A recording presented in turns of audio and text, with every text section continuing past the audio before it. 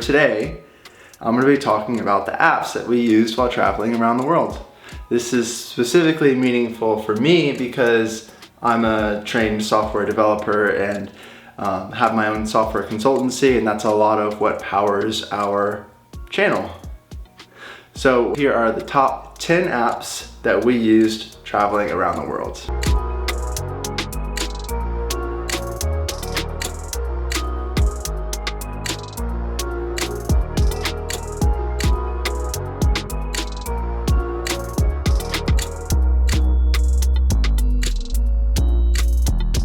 I'm gonna skip over a few of the apps that everybody knows about, even though some of the apps on this list everybody knows about. So for example, Airbnb, Lyft, Uber, these are apps that we used very frequently. Booking.com, we use that very frequently, but just are not gonna be in this video. And all of the apps that I'm about to show you guys, they're all free. I think some of them have paid versions, so you can upgrade as necessary. So without further ado, first app is Tripit. Now the reason why Tripit is on our list, and this will be a theme across a few of our apps, is offline access. So when you're traveling through different countries, you might not always have data.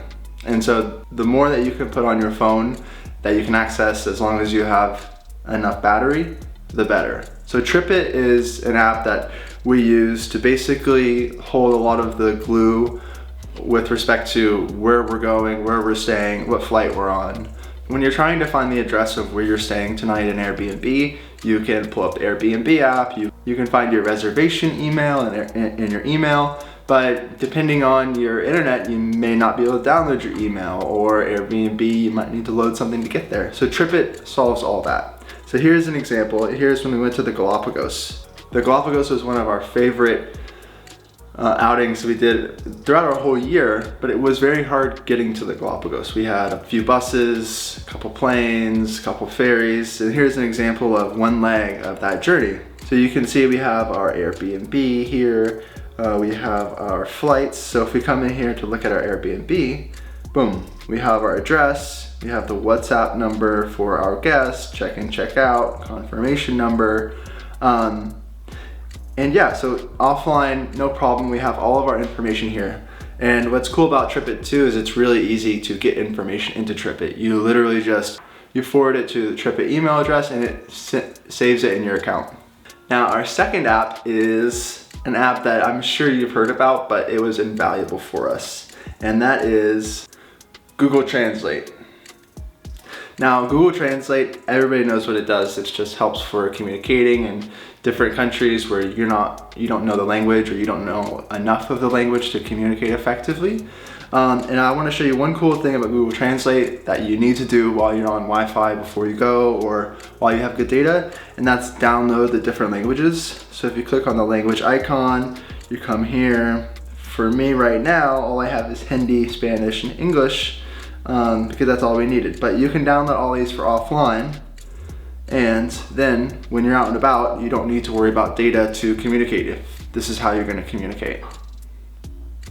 The other cool thing about Google Translate is after you translate something, you can then flip your phone over, and it's really easy to share that. You should make sure your phone's horizontal. So little tips and tricks. Now for the third app that we used quite frequently in our year was basically a converting app. You can use any app you want to for this, but for us, we used an app called Globe Convert. Now, the only thing we used this app for was for currency conversion. So, traveling around the world for a year, a budget was a primary concern for us. We needed to make sure we had enough money to basically live, for a whole year. That was our plan. So when we're trying to figure out in Argentinian pesos versus Peruvian solares, what is the conversion? How much are we really spending? So we use this app quite frequently just to see how much things actually costed out there. So this app really helped us. Now our fourth app that we really used quite frequently was an app called Lounge Buddy. Now, every time we went through an airport, we really tried to choose airports that we had lounges available to us.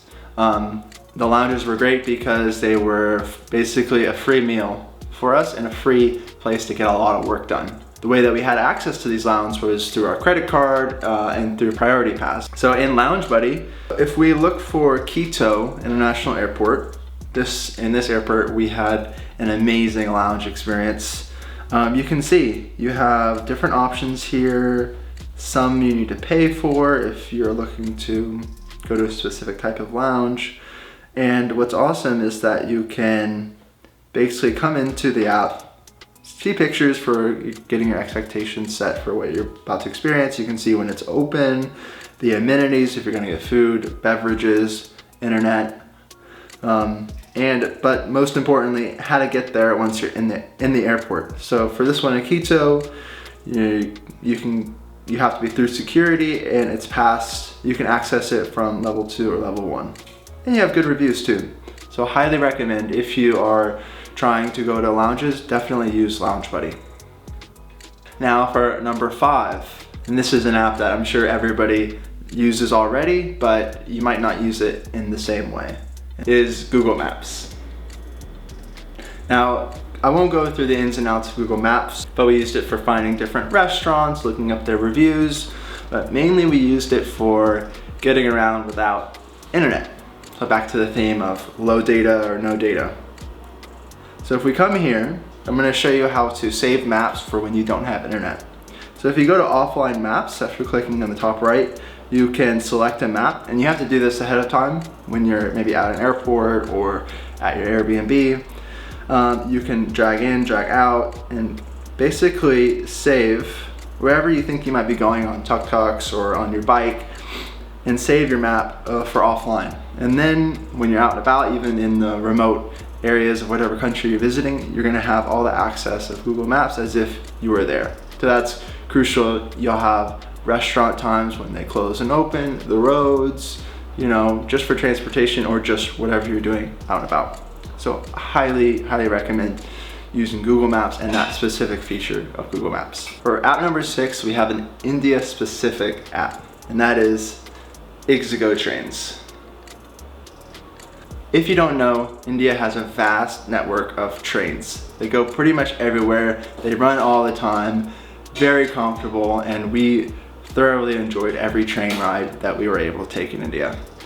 However, when we first got to Delhi, it was a bit of a culture shock, and we didn't know, how do we buy train tickets? How do we know where our train is, if it's late, if it's on time, where the route is? And we figured out a lot of those details, but we also figured out the best way to see your reservation and to find out where your train is and where your seats are is this app. Here's an example of our first class train ride to Jaipur. So here you can see our PNR number. That's the basic registration number that you get from the train ticket. We have our departure time, arrival time, all of the normal stuff. But what's really cool about this app is the level of information that you get. So if we come here into one of our tickets, we can see where all of the seats are on our cab. We can see where our cab is in relation to other cabs, and believe me, this is such a lifesaver whenever you're like stressing, trying to find which cab you are. Maybe the train station's a little hectic. So this app is awesome. It also has a ton of more information. You can use it for bookings. You can use it for finding other routes. There's many things you can use this app for, but this is definitely the best Indian trains app that I found. Now on to our 7th app. This is another location specific one, although it might be around the entire world, I'm not sure, but we use this in South America, and that would be BusBud. Now BusBud we use to buy and basically manage our bus tickets throughout South America. So we had a overnight bus in Argentina. We had a few buses in Argentina. We had an overnight one from Iguazu to Cordoba. It has the bus stations where those are. You can see your tickets. Let's see that one. Yeah, Iguazu to Cordoba. So it'll show you the map of where the terminals are. It'll show you what amenities your bus has, and you can have your tickets here in the app. So This was a huge help, just having all of this information consolidated. And then we'd forward the tickets to Tripit. For number 8, we have an app that I used to basically keep track of our flights, and it was just extra information for us that really made traveling a breeze. And that would be Flighty.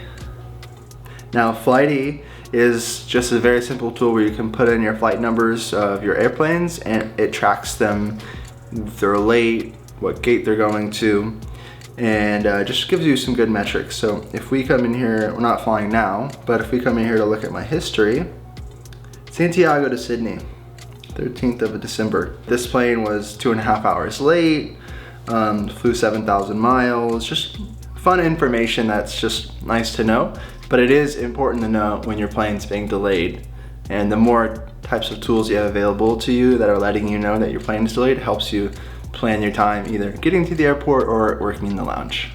For number 9, this is an app that billions of people use, but it's clutch for communicating with people in different countries. So your text messages may or may not go through, numbers change, it's hard to manage that kind of stuff. But with WhatsApp, you can manage all of those conversations. This wasn't so popular in Australia or New Zealand, but in India and in South America, WhatsApp was key. So without further ado, our 10th and final app to share with you today is Notion.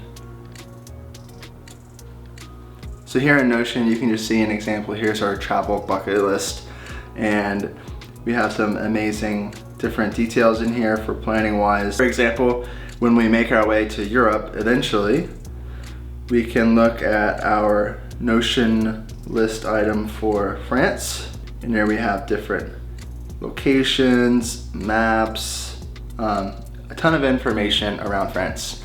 And so we use this just to plan in the future. What do we want to see when we get to Jodhpur, for example, or Jaipur, or Delhi, or Sydney. So I hope you guys got some new apps out of this list of 10. And I hope you enjoyed this video that's a little bit different than our typical content. As an engineer, I love making things more efficient. So if you have any apps that you think would be good for us, let us know in the comments below. Thanks for watching.